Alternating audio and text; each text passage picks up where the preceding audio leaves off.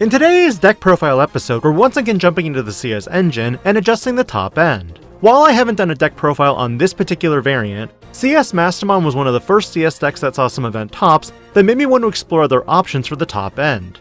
And because of this, it gave rise to my CS Omnimon and CS Diaboromon decks. Hell, it even made me take a look at the CS Mother Reaper, in which we learned that not only could you cross with really any Digimon, but the Sistermons as well. Because of this, today's video feels similar to the last two videos, as well as a quick overview of the CS engine cards, especially for viewers who haven't watched the last two videos, before discussing everything in the level 5 and beyond. Which for this video, the focus on the top end is Craniamon. The CS engine provides a nice mixture of cards that can allow you to gain memory, play Tamers, and even deeply reduce your opponent's Digimon by a small amount. These three rookies from BT23 are the staples that largely make up the core of the deck, and are only replaced by other level 3s if you have need for searching for other pieces or recycling. Not a lot of the level 3s though have found use for me through BT23, but these have a lot of benefits. But it's because of these Digimon's inheritable that it allows you to cycle and draw more cards, and in doing so, this is what makes wanyamon the ultimate egg for CS decks. Because when you utilize any of these inheritables, you downgrade from 4 to 3, and then the 3 sees the 4 being tucked to trigger its own effect. In doing so, you can now climb up to another level 4 for a cost of 1, then pending a bunch of other triggers, you might even go into a level 5 for free. It's because of this potent combo that you need to study which level 4s give you the most bang for your buck, and which ones can combo well together in a specific scenario. To no surprise, goldnumemon is one of the favorites for CS decks because it can reduce the Digivolution cost for its inheritable, meaning when you use the level 3 effect to climb and tuck this, when you Digivolve with wanyamon's effect, the overall net cost is 0. Combined with Ami Aiba, and you can climb to a level 5 for literally 0 memory. But outside of goldnumemon, today's video focuses on the Royal Knight Craniamon, and to try and make this deck work, this is where we would need to be a little creative. Why is Craniamon overlooked as not great? On one hand, Craniamon is a level 6 Digimon with Reboot and Blocker, and an all-turns effect where when any of your Digimon or Tamers would leave the battle area by your opponent's effects, by suspending this Digimon, one of those Digimon or Tamers don't leave. Also all turns, once per turn when this Digimon suspends, you delete all of your opponent's lowest play cost Digimon. And ultimately, what are the issues with this card? The first thing that comes to a lot of players' minds is its DP stat line. Because it is only 11,000 DP, attacking with this Digimon might delete your opponent's lowest play cost Digimon, but your survivability is also put into question. Likewise, in the current meta, DP reduction to 0 is a deletion by game mechanic, not an opponent's effect, which means you cannot use the all turns effect to suspend. However, CS offers two ways to mitigate this. Angemon is a Digimon that not only provides us an extra draw, but it has barrier and inheritable barrier. With this, your Craniamon not only has an easier time being an attacker, but a blocker that doesn't let piercing through, especially if it's at the expense of one security.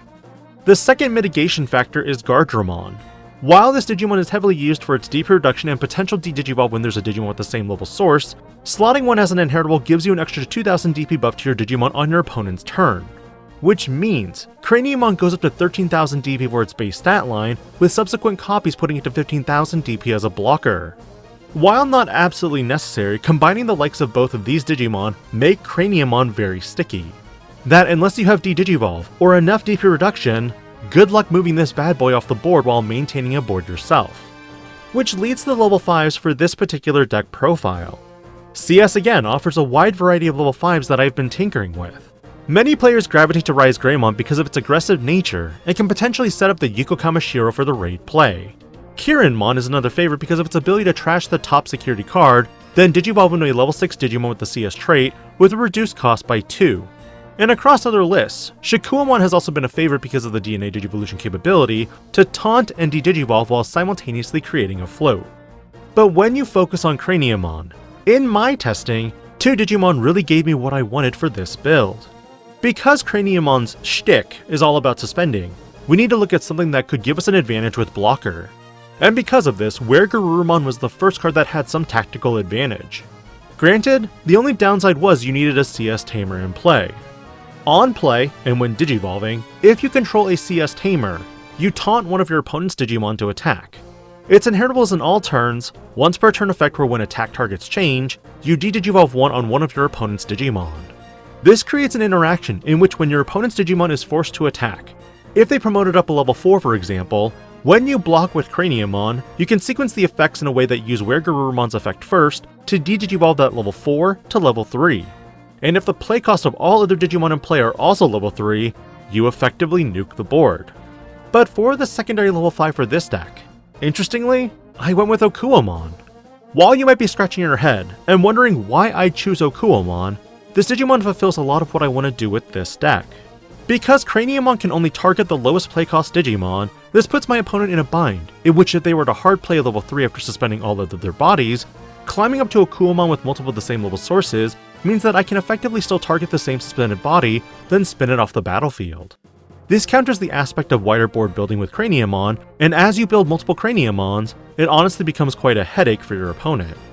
But as always, if you're looking for other level 5s to consider, you have Greymon for extra aggression, Kirinmon for the cheap Digivolution cost climb up, and then of course Lilamon could be another option that prevents your opponent from spinning your Digimon to the hand or deck since Craniamon has reboot.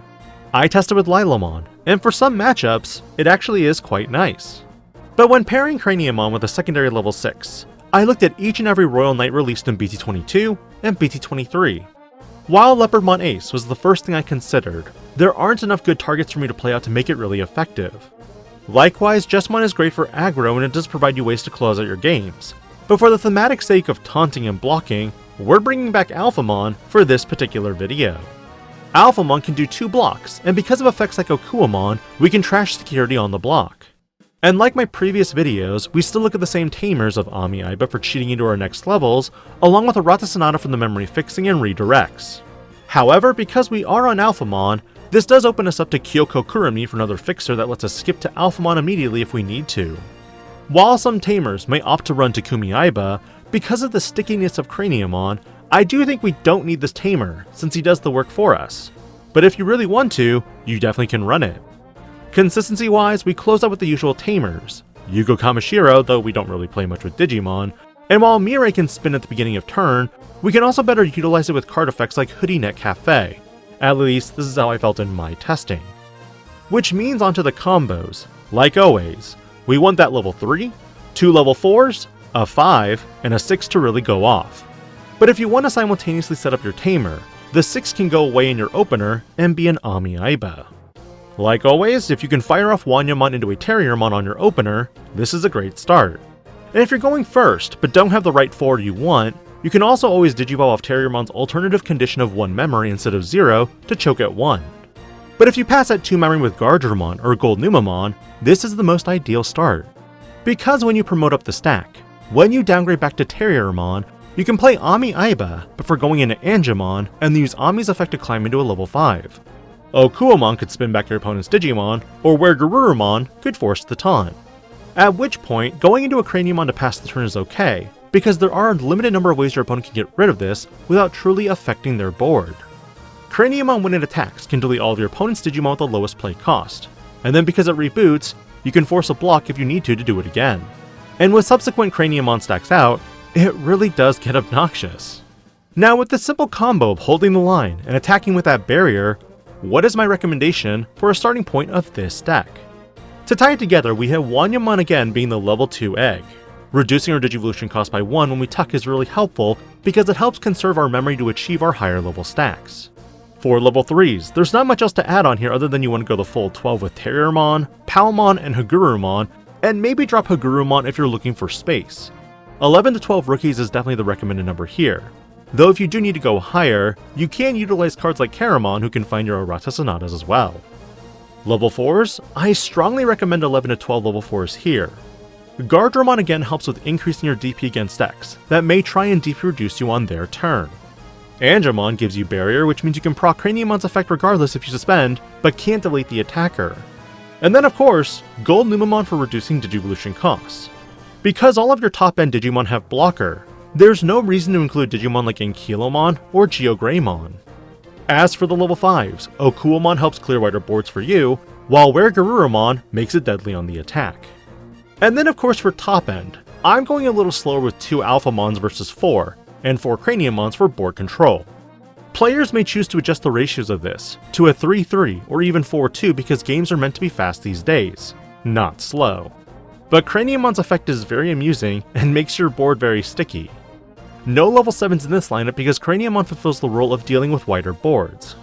As for option cards, other than Hoodie Neck Cafe, Comet Hammer is another great option card to bring Digimon down to a certain level to increase the play cost board wipe. You may opt not to run these, but the advantage of Comet Hammer is that when it's played, it not only DGG walls 4, but also gives you a delay trigger to do it again later when one of your Digimon with the CS trait attacks. And finally for Tamers, I'm on 2 Yuko Kamashiros to give not only DP buffs, but also full immunity from Digimon effects when an attack is redirected. This combined with Craniamon allows me to potentially save 2 cards each turn. But Arata also helps with the redirect since this will proc for Yuko and some of your other inheritable effects. And while I did have Ami Aiba at 4 copies, I did get flooded with them in some test games, which is why she ultimately landed at 3.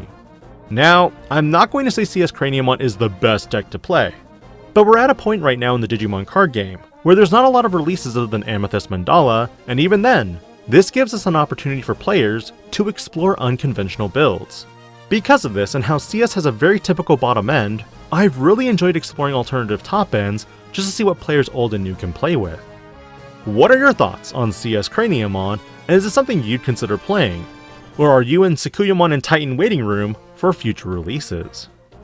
Let me know your thoughts, and I'll catch you on more Digimon content this week. This is DIGI-PANDA, logging out.